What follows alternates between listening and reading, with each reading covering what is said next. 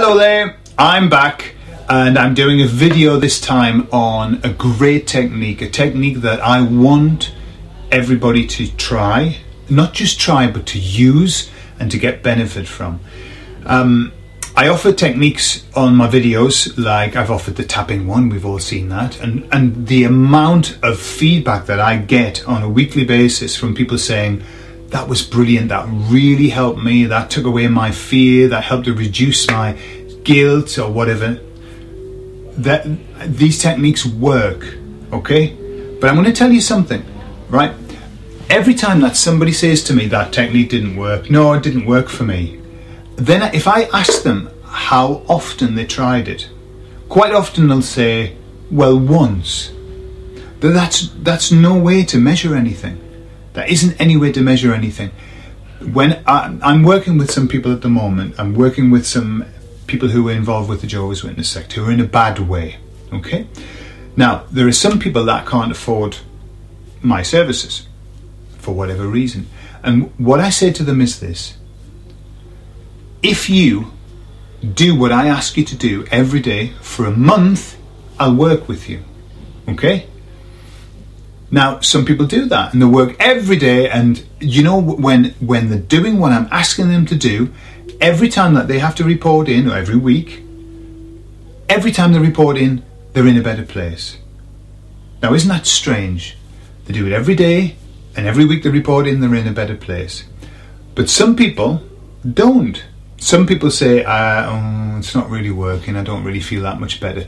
And I can guarantee it's because they don't do it. Now, the bottom line is this: I'm going to continue, because I like to do it, I'm going to continue to offer you techniques. Every single one of the techniques that I offer you works. And if you do it enough times, it will make you better. Okay? But if you only do them once, if you only do them half-heartedly, if you kind of go, well, no, you see, it doesn't work, it won't work for you. All right? Because it's taken years upon years upon years for you to get into this place, whatever place it is. All right? Doing something one time will not take you out of that place. But doing something every day for a month absolutely will. It absolutely will. Okay, so just bear that in mind. If it's not working for you, it's because you're not doing it enough. All right? So bear that in mind. So don't feel if it makes you feel better to say, well, it's the process doesn't work, fair enough, and you can stay where you are. But you can only say the process won't work after you've done it every day for a month. Is that fair? I think that's fair, isn't it? Okay. So today I'm going to talk to you about a process called havening. Okay, it has another name which is very long, but I like the word havening, and it's by a guy called Ronald A. Rudin, and his book, which has just come out, is called When the Past is Present. Now, unless you're a therapist, if you are a therapist, please read the book. If you're not a therapist, I personally wouldn't read the book. Why? Because it is very technical. It is super technical. But the actual technique itself is easy peasy, lemon squeezy. But let me tell you a little bit about what this guy's found out, Ronald Rudin. What he's found out is this: that when we suffer a trauma, when we have a trauma, okay, and let me explain that all people who have been involved with Jehovah's Witness sect, well, all, I wouldn't say all, but the majority of us have suffered trauma at the hands of the Jehovah's Witness sect, cult, whatever you want to call it. Okay, when you have a trauma, it's created in a very specific way. The question is, why is it that somebody can have an experience and they walk away unscathed? Somebody else has an experience and they walk away a wreck for the rest of their lives. Why? What happened? This is what the guy wanted to know. What's different? And what he started to do, and he's a scientist, and he was using scientific tests in a laboratory. What he discovered was this: that when the body has a trauma and it perceives that it doesn't have a refuge, it doesn't have a safe haven to go to, then it becomes traumatized. What I mean by that is, when you're a child and you fall over and hurt yourself, who do you look for normally? You look for your mum. You run to your mum, and what does your mum do? She says, there, it's all okay. I'll kiss it better, okay? And it's gone. 5 minutes later, you're up and running again, okay? That is what's called a haven. That's a safe haven. Somebody tells you it's all right. But sometimes trauma happens and you're alone. You are absolutely alone. Let me give you some instances related to the Jehovah's Witnesses. All right? You commit a sin, okay, every day of your life, for the whole period of time that you were a Jehovah's Witness, you committed sins, okay? And we all did. But you get caught and you go before the body of elders. Now, if you remember, for those who've been before the body of elders, how many people were with you to support you? None. Nobody. And how many people were against you? I don't know. Normally, what is it? 7 or 8? 3? I don't know. A big number, a body. And so, how do you feel? You're being attacked, okay? Your life is being threatened. Now, that is no small fish, eh? Your life is being threatened because they are deciding whether you live or die. And you are alone, and there's nobody to turn to because everybody's against you, even your own family. Now, that is a big possibility it gives you a big possibility that trauma could be present. You've got nowhere to run. You've got no safe haven. And every time that you commit a sin, and they've told you that if you do this, you're gonna die, okay? You feel alone.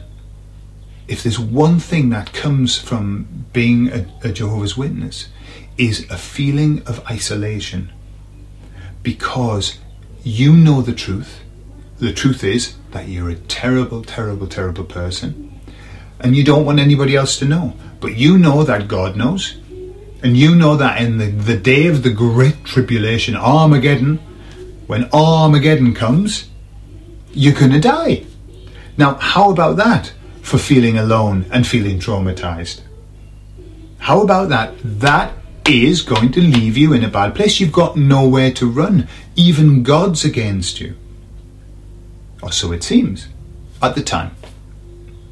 So multiply that by 100 times, 1,000,000 times. A life as a Jehovah's Witness is all about you feeling like you've got nowhere to run, nobody to turn to. You can't confide even in your own husband or wife because it's their duty to dob you into the elders. So this is something bad's happening and I've got nowhere to run. So no wonder that we're riddled with trauma.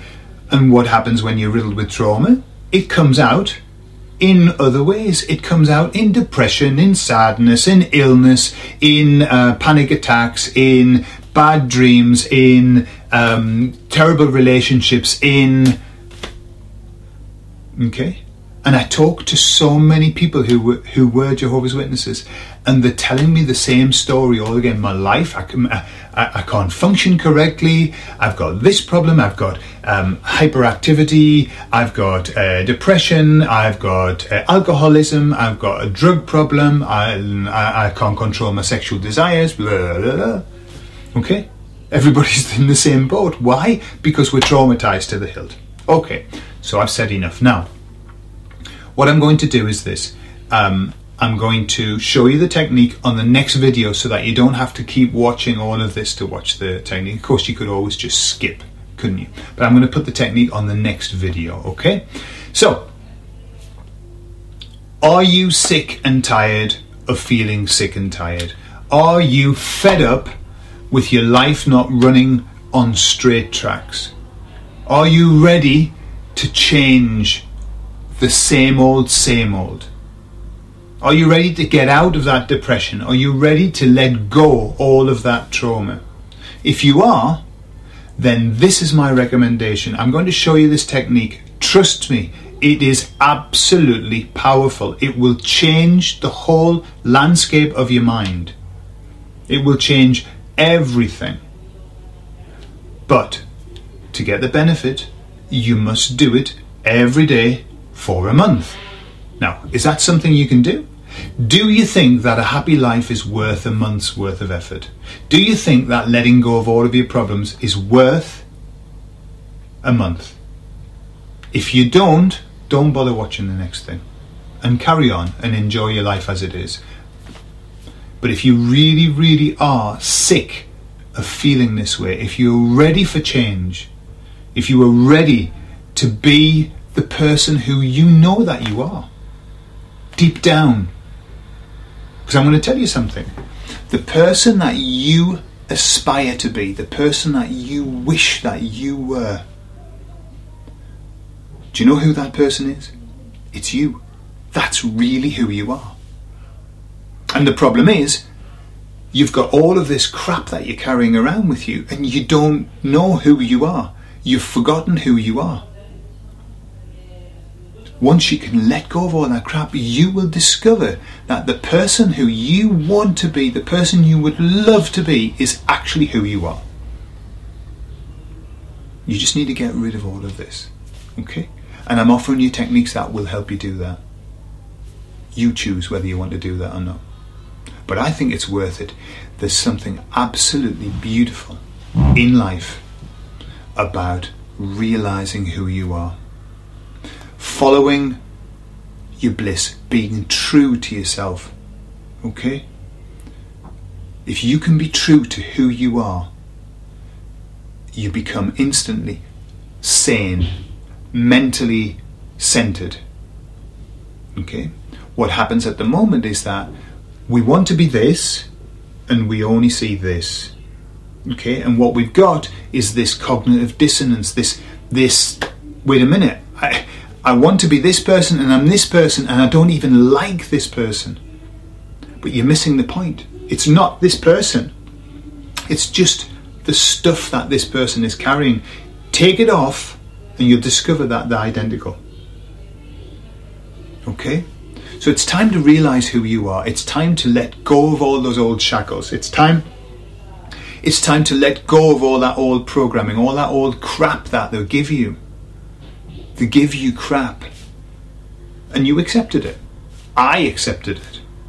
I allowed them to give me crap. But I then give them it back. Okay? I then peeled it off. And it took me a long time. I wish that I had the tools that I have now 20 years ago. I really wish I had them. Because I would not have done the things that I did in my life. I wouldn't have experienced and I wouldn't have abused people the way I abused people. I wouldn't have abused myself the way I abused myself. I hated myself. I hated who I was. Because I didn't like the way that I behaved. I was behaving bizarrely and I didn't like it. That wasn't who I am. And it was by letting go of all of that that I realized that, hey, I'm okay. You're okay. You really are a nice person. Trust me, you really are a nice person. We're beautiful people. Carrying around big lumps of crap. So, follow me to the next video. It's called Havening. And I'm going to show you. And all the credit goes to, remember, goes to Ronald Rudin. And this is his book, okay? If you get relief, buy his book. Don't have to read it. Buy it. At least you'll give him something back, okay? Because the guy deserves a medal. Okay, so I'll see you in the next video, and then I'd like some feedback from you, please. For those who've decided that they're going to do this, I'd like some feedback to see how you are improving. Please let me know and let other people know. Put it on the comments so that it gives people hope, because there is hope. There's a hope All of you can be better. All of you can feel better. All of you can let go of all of that crap and be yourselves. Okay? I'm sure of it, and you can be sure as well. So I'll see you in the next video. Bye.